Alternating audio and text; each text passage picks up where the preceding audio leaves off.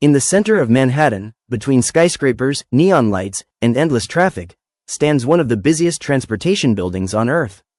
The Port Authority Bus Terminal. Opened in 1950, this terminal became the gateway connecting New York City to the rest of America. Every day, hundreds of thousands of passengers pass through these hallways. Construction workers heading home, immigrants carrying everything they own, students chasing opportunity, families trying to save money, travelers crossing entire states by road. Unlike airports, bus terminals show a different side of the country. Raw, unfiltered, always moving. For decades, Greyhound buses departed from this building carrying Americans across deserts, mountains, industrial cities, and endless highways. During the 20th century, long-distance buses helped connect a rapidly growing nation.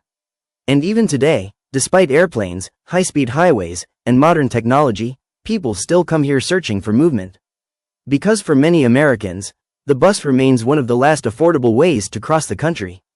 And tonight, deep beneath the lights of Manhattan, one Greyhound bus prepares to leave New York City for Los Angeles. Nearly 3,000 miles away. This is 72 hours across America on Greyhound, New York to Los Angeles. America moves fast. Airplanes cross the country in hours. Cars flood endless highways. People rush from city to city without ever seeing what lies in between.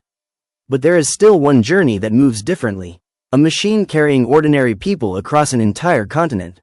Workers, students, immigrants, runaways, dreamers. Tonight, one Greyhound bus is leaving New York City for Los Angeles.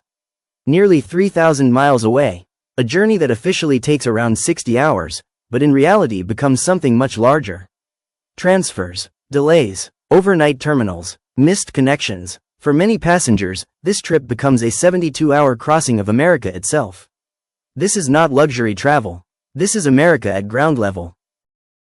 Before cheap airlines, before interstate highways, before millions of Americans even owned cars, there was Greyhound. The company began in 1914 in Minnesota as a tiny bus operation connecting mining towns.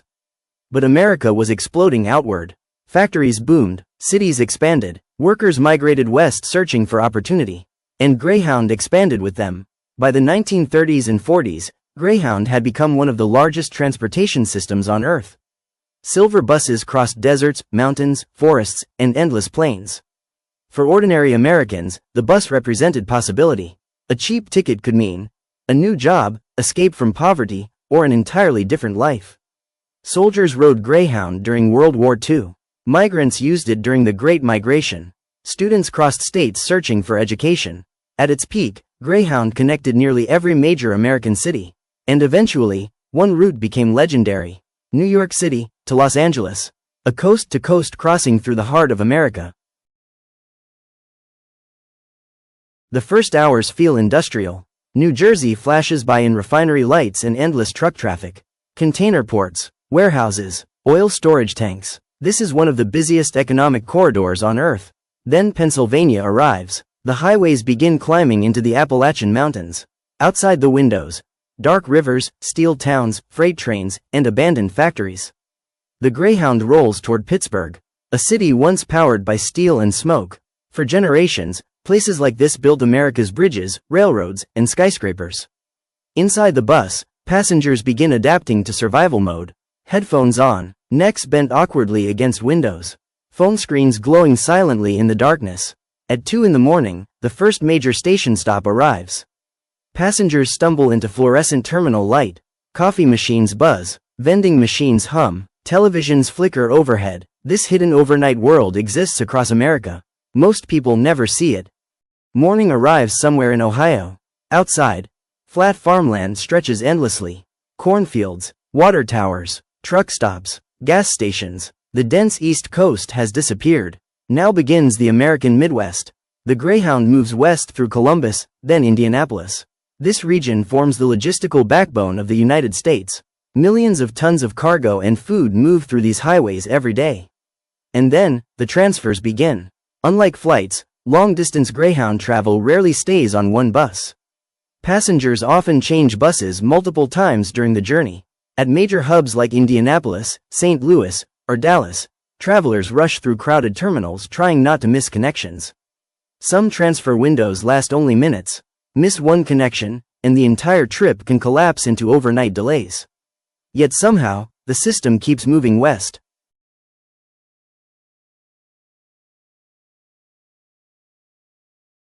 By afternoon, the Greyhound reaches St. Louis. For centuries, this city represented the edge of the American frontier.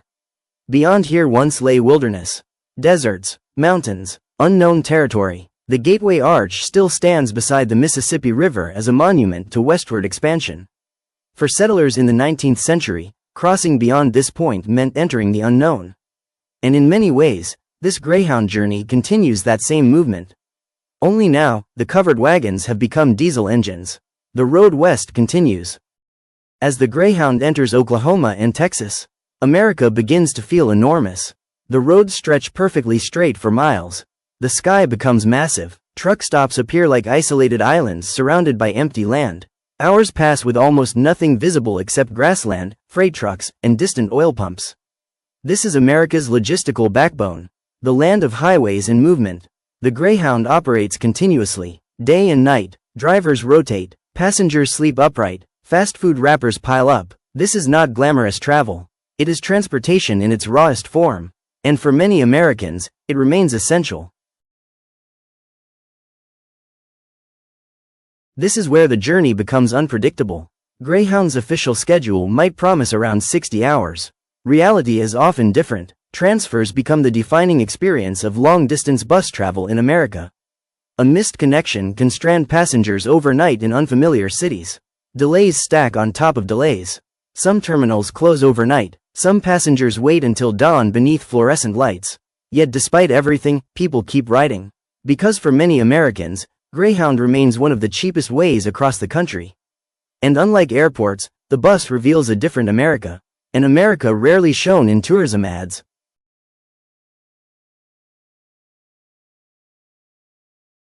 The bus reaches Amarillo at sunset. Then comes New Mexico. And suddenly, everything changes. Dry desert air replaces humidity. Red rock formations rise from the earth. Massive open skies stretch forever. The American Southwest begins. The Greyhound crosses landscapes once traveled by Native American civilizations. Spanish explorers, railroad workers, and Route 66 travelers. Many Greyhound routes historically followed portions of Route 66. The legendary highway carrying dreamers west toward California. Actors, workers, musicians, families escaping poverty. The West promised reinvention, and for many people, it still does. By now, nearly 2 full nights have passed.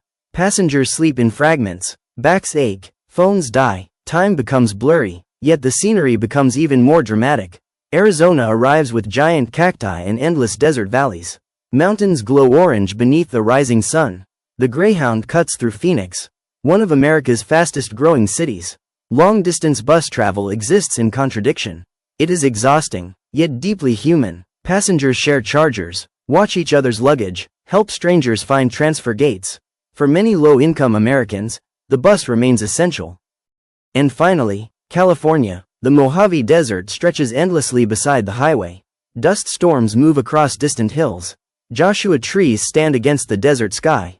Then suddenly, Los Angeles appears. Palm trees, freeways, billboards, helicopters, an ocean of traffic and concrete. Nearly 72 hours after leaving Manhattan, the Greyhound arrives in Los Angeles. Passengers step off slowly. Some are relieved, some are overwhelmed, some are beginning entirely new lives. And after sharing days together, the strangers disappear into the city forever.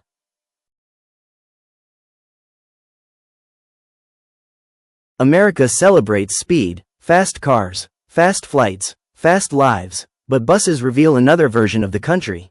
An America of waiting, movement, resilience, and ordinary people. The journey from New York to Los Angeles is more than transportation. It is a moving portrait of America itself. From Atlantic skyscrapers, to Midwestern farmland, to desert highways, to Pacific palm trees. Few journeys reveal the scale and diversity of the United States more honestly.